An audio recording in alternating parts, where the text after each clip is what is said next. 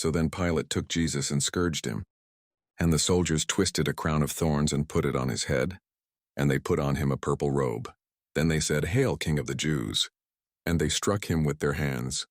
Pilate then went out again, and said to them, "Behold, I am bringing him out to you, that you may know that I find no fault in him." Then Jesus came out, wearing the crown of thorns and the purple robe. And Pilate said to them, "Behold the man." Therefore when the chief priests and officers saw him, they cried out, saying, "Crucify him, crucify him." Pilate said to them, "You take him and crucify him, for I find no fault in him." The Jews answered him, "We have a law, and according to our law he ought to die, because he made himself the Son of God."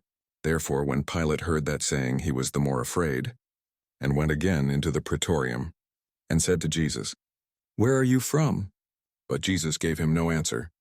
Then Pilate said to him, "Are you not speaking to me?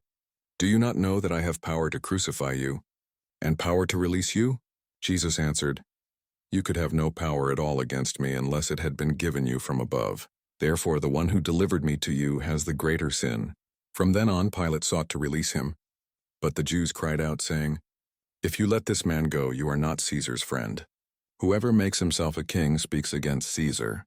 When Pilate therefore heard that saying, he brought Jesus out and sat down in the judgment seat in a place that is called the Pavement, but in Hebrew Gabbatha.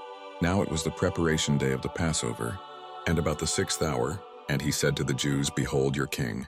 But they cried out, away with him, crucify him." Pilate said to them, "Shall I crucify your king?" The chief priests answered, "We have no king but Caesar." Then he delivered him to them to be crucified. So they took Jesus and led him away. And he, bearing his cross, went out to a place called the Place of a Skull, which is called in Hebrew Golgotha, where they crucified him and 2 others with him, one on either side and Jesus in the center. Now Pilate wrote a title and put it on the cross, and the writing was, "Jesus of Nazareth, the King of the Jews." Then many of the Jews read this title, for the place where Jesus was crucified was near the city, and it was written in Hebrew, Greek, and Latin. Therefore the chief priests of the Jews said to Pilate, Pilate answered, "What I have written, I have written." Then the soldiers, when they had crucified Jesus, took his garments and made 4 parts, to each soldier a part, and also the tunic. Now the tunic was without seam, woven from the top in one piece.